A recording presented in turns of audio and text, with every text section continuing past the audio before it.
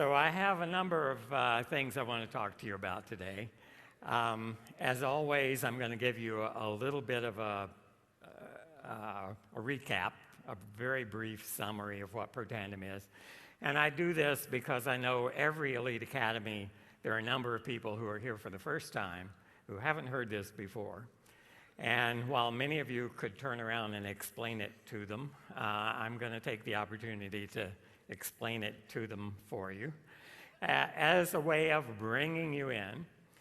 And then I'm going to talk about some updates. I'm going to take you back to some things I told you 1 year ago. And I think this updating and the continuity of the story as it evolves, as it unfolds, is very important for us to keep in mind and focus on. This presentation is going to be in two parts. I'm going to begin it, and then I'm going to turn things over to Dr. Brooks Hybertson, who you're getting to know better and better. Brooks is taking an increasingly larger role, and he's going to present some of the data that appear in what is popularly being referred to as number 9, the paper that just came out this week, in fact. And it has some things that you already are familiar with, some things I've mentioned before, and some new things. So that's what we're going to be covering. So we're going to be talking about Protandim, NRF2 activation, and a little more about gene expression, which is really the important meat of what Protandim does. By way of a review, this is a slide most of you have seen before, and it's kind of the briefest explanation I can give you of what Protandim is, what it does.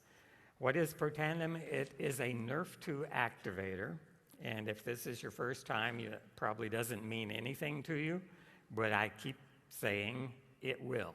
So stay with us. In the next decade, NRF2 activation is going to become as commonly used a phrase as cholesterol lowering has been in the past decade or two. A NRF2 activator is, in fact, a biochemical wake-up call. And occasionally your cells need to be awakened. NRF2 does it. What does Protandim do for us? It provides protection against oxidative stress, and you've heard a lot about that in the last 6 or 7 years from us. Inflammation, you've heard a lot about that in maybe the past 5 years. Fibrosis, scar tissue formation, the process that can lead to lung failure in the case of pulmonary fibrosis, can lead to heart failure in the case of cardiac fibrosis. Carcinogenesis, or formation of cancers, and we've talked about that a number of times.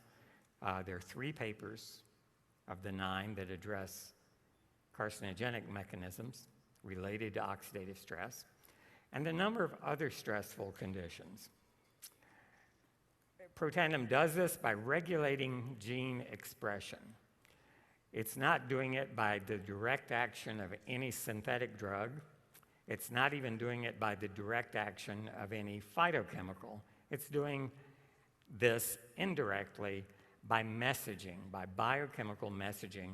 And very quickly after the stimulation is provided, everything that happens within these cells is the result of things those cells already know how to do, and in fact, things those cells have done since their beginning, but they don't always do enough of it, and they don't always do it in the right time.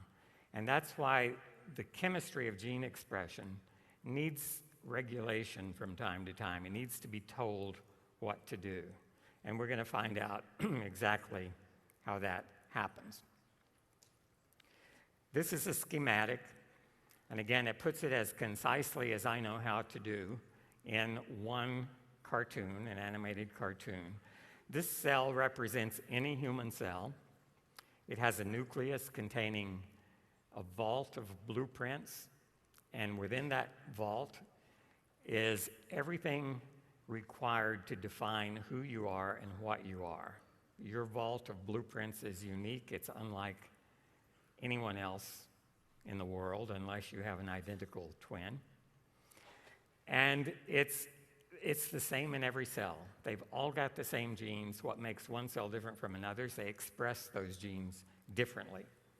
So a brain cell has genes that only brain cells express, a kidney, other genes that only kidneys express.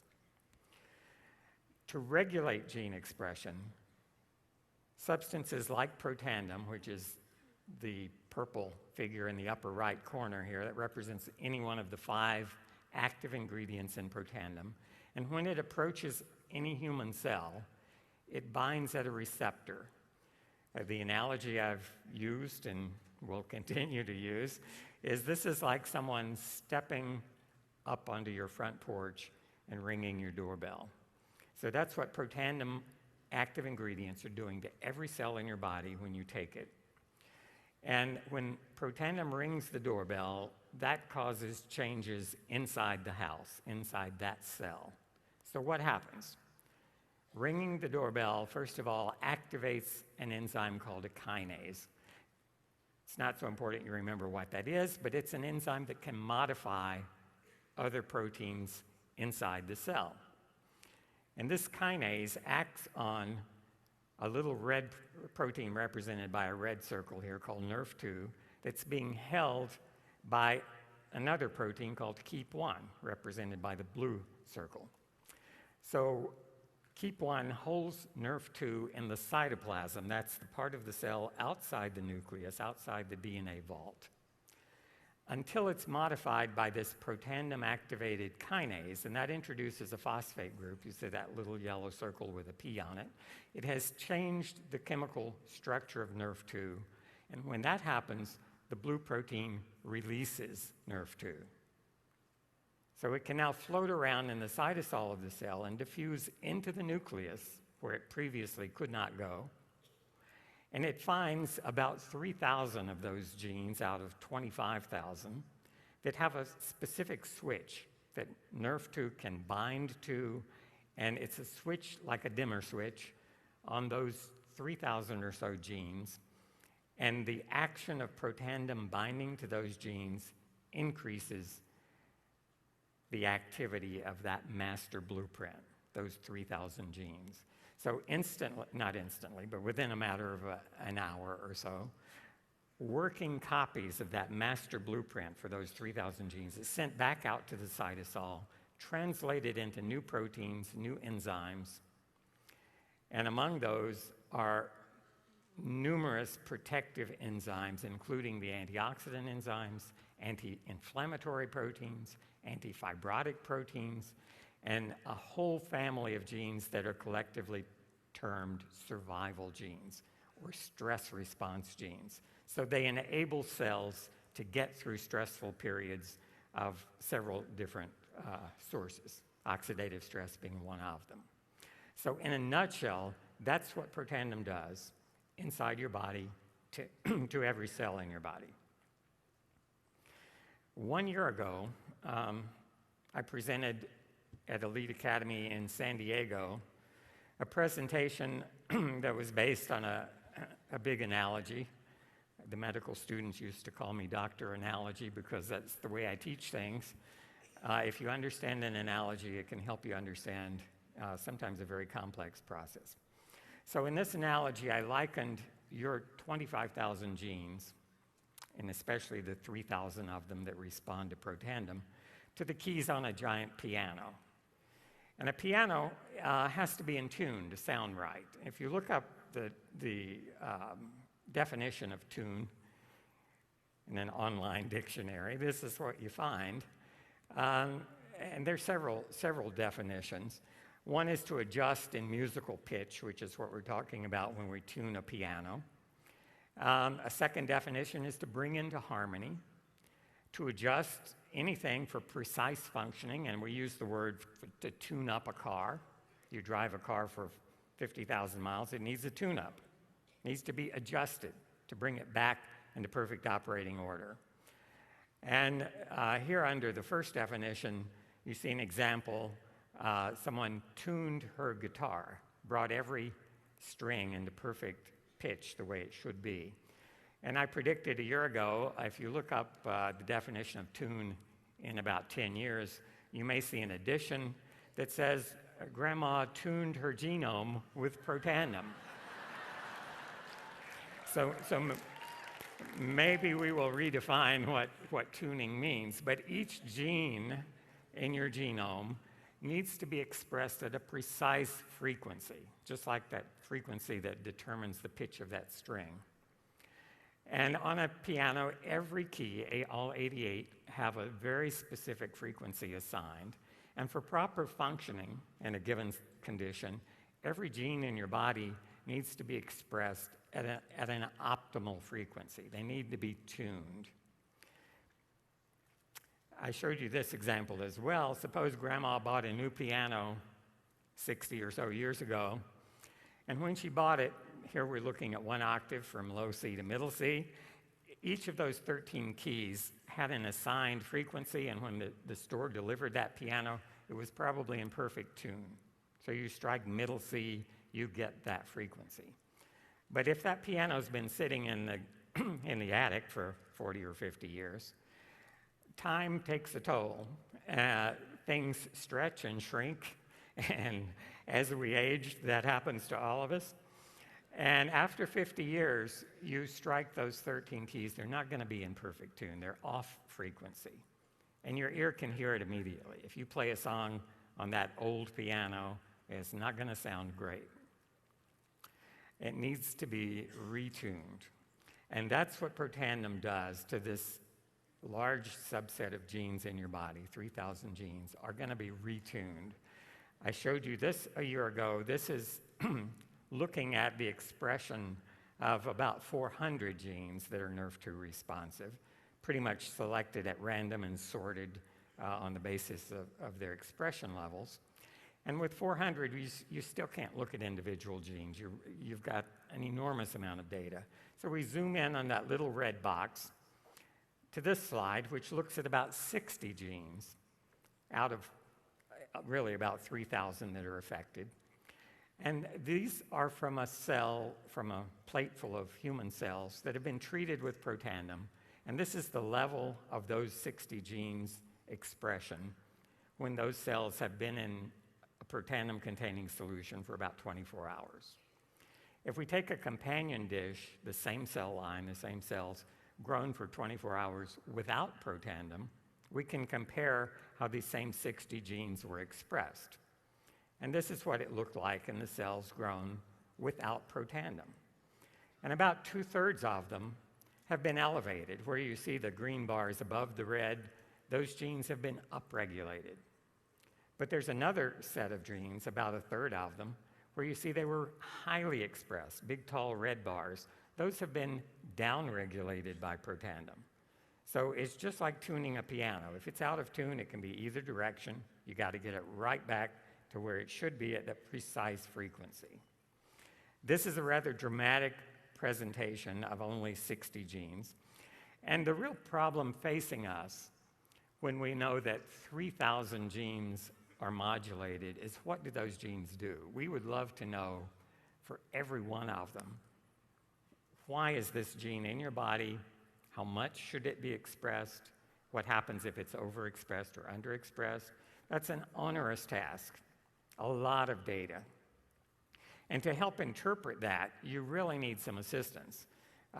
Brooks Hybertson and I were looking at this slide earlier in the week, and this slide with 60 has the gene abbreviations below each of those genes, so that specifies what those genes are.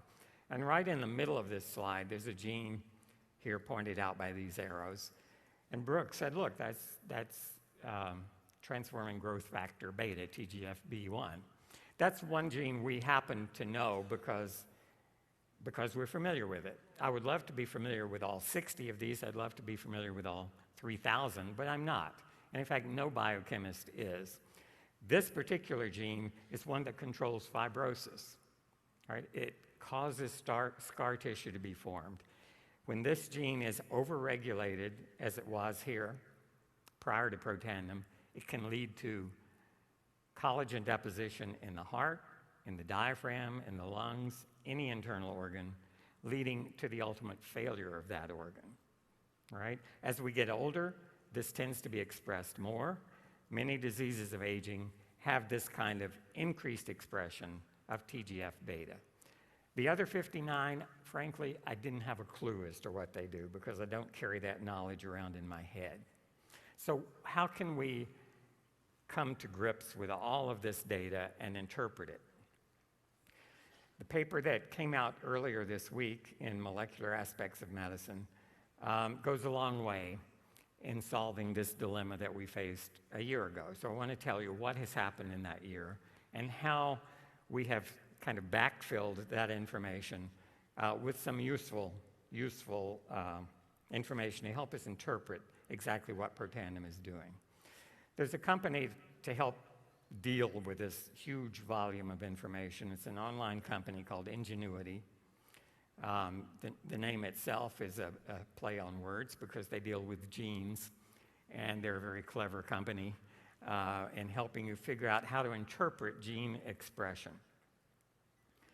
And the way this works is you subscribe to this company's services, and you can upload the results of your experiment. That's exactly what we did. So we had plates of Petri dishes, human cells grown in the presence, the absence of Protandim. We did gene array expression, which I described for you. That's how we got all of that data. The question now is, how do we interpret it? And Ingenuity can do it for you because it's a database that is in communication with multiple other databases. Everything that's published in PubMed, Ingenuity knows about. All the genes that have been published in a similar database called GenBank, it knows about. There's a protein database, SwissProt, that it knows about. So it combines myriad databases with an enormous amount of information in each one, and for every one of the 3,000 genes that we send to Ingenuity, it finds those connections. What is this gene? What regulates it? When is it upregulated? When is it down? Very importantly, what diseases are known to involve this particular gene? One by one through all 3,000. What pathways does this gene participate in? What are the other genes it communicates with? And here you see, in fact, the first thing it tells us, Ingenuity confirms that the NRF2 pathway is strongly activated by Protandim.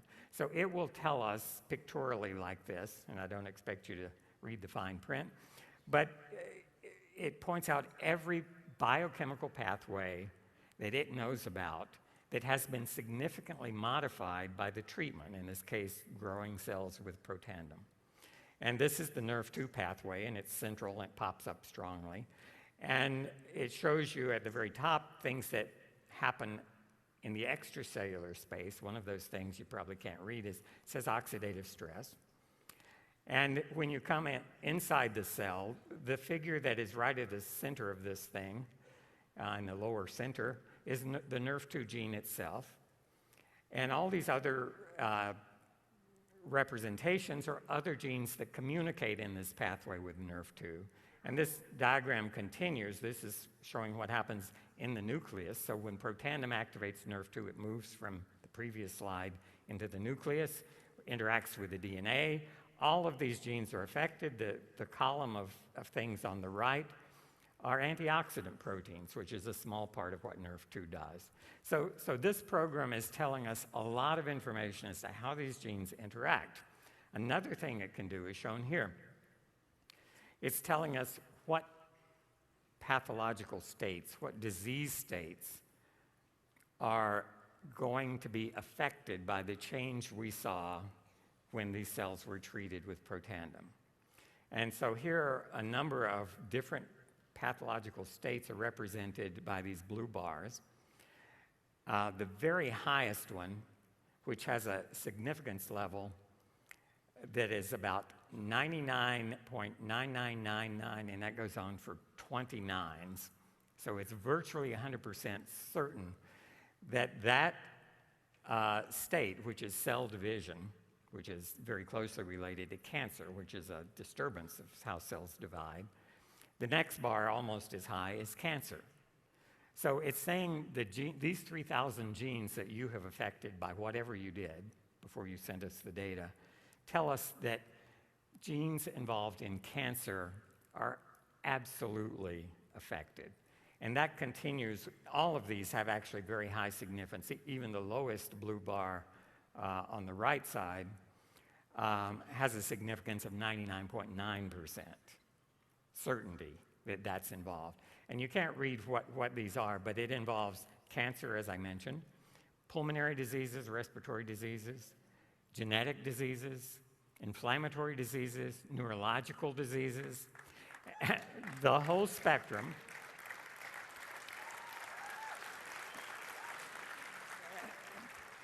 And what again, if I went through every one of them, we would be here for a couple of weeks. So what I did is picked out 3 representatives. I selected them to get the smallest number of genes because I can't put a slide up that shows you 1,200 genes. I found a couple diseases that you will recognize that are characterized by relatively small numbers of diseases, and I want to look at 3 of those. And if you look below, these data below, for each of those categories, for cancer, for example, there may be 50 subdivisions. So there may be lung adenocarcinoma, there may be colon carcinoma, there may be cancer of the pancreas. Each of those has its own characteristic cluster of genes involved. And this is one of the smallest groups I could find, but the disease is one that's important, atherosclerosis. And this is actually a subset of cardiovascular disease. Atherosclerosis, which literally means hardening of the arteries, is the process of plaque deposition in the artery. It doesn't even go beyond that to the plaque rupture and the formation of a clot, the formation of a heart attack, or of a stroke. So this is the beginning of that process. And Ingenuity identified in our population of 3,000 genes, 19 that are clearly, strongly associated with atherosclerosis. And here are those genes in one table. And if you look at, there's a number of things I want to point out here. For each of the 19 genes, if you look on the right, you see either a red arrow pointing up or a green arrow pointing down. If the red arrow pointing up is there, it means that gene is overexpressed in atherosclerosis. So I think, 17 of the 19, I believe, if I'm seeing it properly, are being expressed too high in atherosclerosis. 2 of them are being underexpressed in atherosclerosis. And there's a dividing line. If you look, 16 genes are in the top part, 3 genes are in the bottom part of that.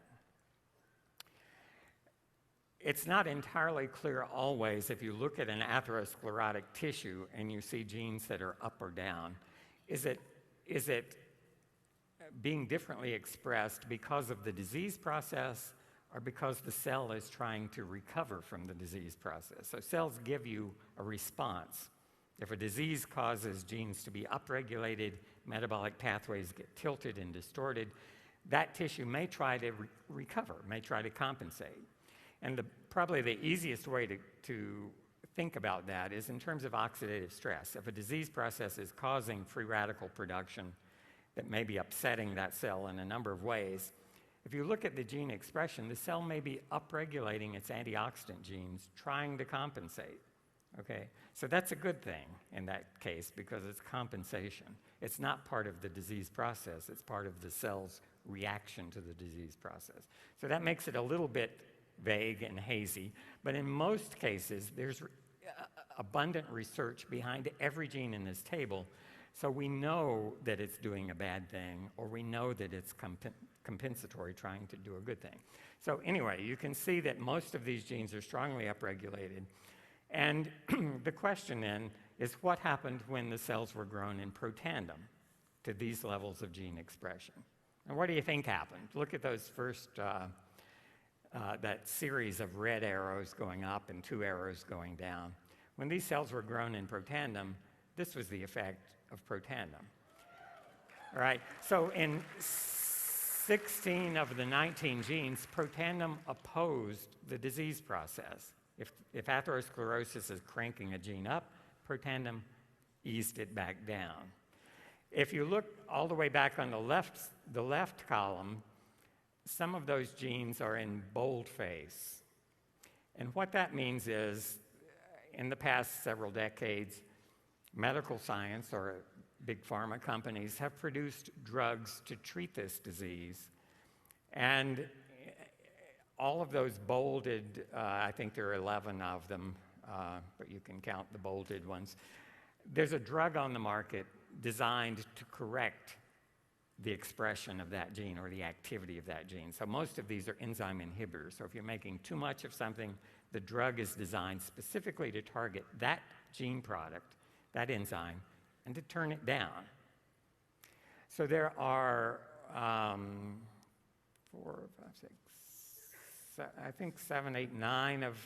drugs in the top part of that.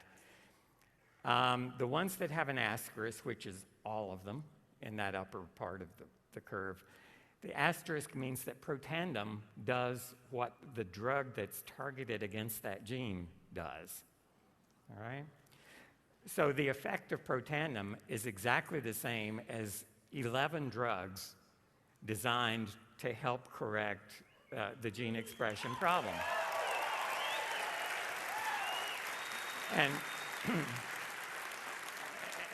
And in addition, a lot of the genes for which there are no drugs out there to correct. And Protandim, again, is antagonizing the disease process, trying to correct it. Another example I want to point out to you, and I have to move quickly. In the bottom 3, there's a gene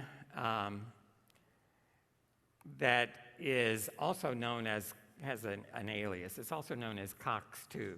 And you may have heard about that in the news media, not so much recently, but in the last decade or two. A whole family of super drugs appeared probably in the late 80s, in the mid 80s, went into the 90s, that were COX-2 inhibitors, supposed to be a new class, billion-dollar pharma products. And among them was 3 drugs targeted to downregulate this particular gene product. And you see it's upregulated in atherosclerosis. And the assumption was it's a bad gene. It needs to be turned down. So they made drugs to inhibit it. Well, it turned out cyclooxygenase inhibitors increased atherosclerosis. All right? Science got it wrong, and science occasionally gets it wrong. Maybe more pointedly, Big Pharma got it wrong. And the result of that was that 3 COX-2 inhibitors, after being on the market for a number of years, Bextra, Celebrex, and Vioxx, were withdrawn from the market. Again, a good action. And this doesn't mean that there was anything diabolical on the part of Big Pharma. It means that using the information available to you, sometimes because it's science, because it's research, all the results are not in. Sometimes you make a wrong call. The point I'd like to make is that NRF2 didn't make it wrong. NRF2 increased this gene product. It didn't try to decrease it. So we might have actually learned a very important message that could have saved tens of thousands of lives by not introducing these drugs if we had been able to look at what NRF2 does in this situation and stay away from inhibiting a drug that NRF2 says should be upregulated, not downregulated. So there's gray area here. Sometimes it becomes clear, as it did in this case, and sometimes we're going to be having to make the best decisions we can on the best information that we have at the moment. We'll look at another very different disease that's associated here with 28 genes, colon cancer. And you'd think colon cancer would have very little in common with atherosclerosis, right? But these genes are also regulated by NRF2. And these are genes that involve cell division, cell replication. And cancer is obviously a case of cell replication gone bad, gone wrong. So here we have 28 genes, and again, if you look above the line, these are the ones where the process has elevated almost all of those genes. There's one at the bottom I can see that's downregulated. What do you think Protandim does here? Well, this is the effect of Protandim in this case, all right? And so it opposes all but 3 of those genes. And again, if you look at the genes at the bottom, and unfortunately I can't read the fine print, but some of these are in fact genes that are compensatory, they're responsive, and you'll see that more clearly in the next set. But this gives you actually strong encouragement that what Protandim does tends to counter what this process, colon carcinoma, is doing to that set of genes. And then finally, and this was kind of a surprise to me, Alzheimer's disease, which is a neurological disease. It's not like atherosclerosis, it's not like colon cancer, it's different. It affects the brain, the neurons in the brain. And there's 66, this is a bigger set, so you're seeing the first half of it here. And a large number of diseases, and again, notice that the disease process tends to be genes that are kind of out of control. They're upregulated, the red arrows, almost throughout this chart. Again, by this time you could probably guess, what does Protandim do? And again, all of those red arrows are flipped.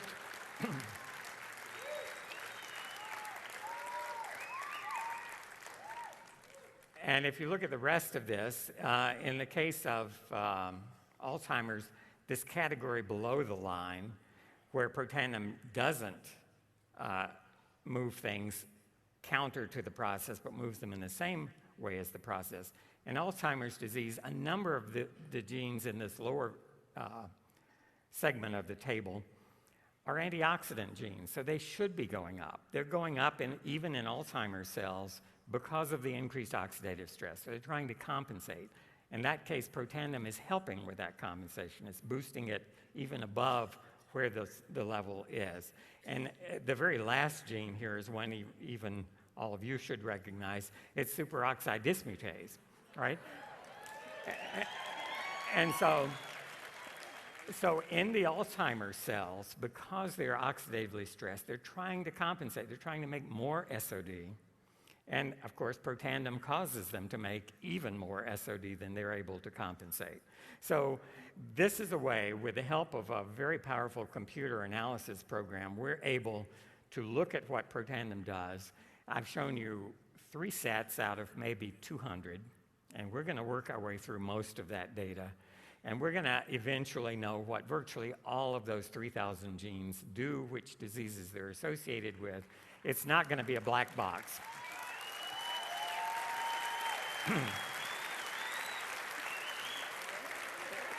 So as we further investigate this, the families of genes regulated by Protandim, the potential protective effects of NRF2 activation do become clear for numerous pathological conditions, such as the 3 I showed you: cardiovascular disease, cancer, and neurologic diseases.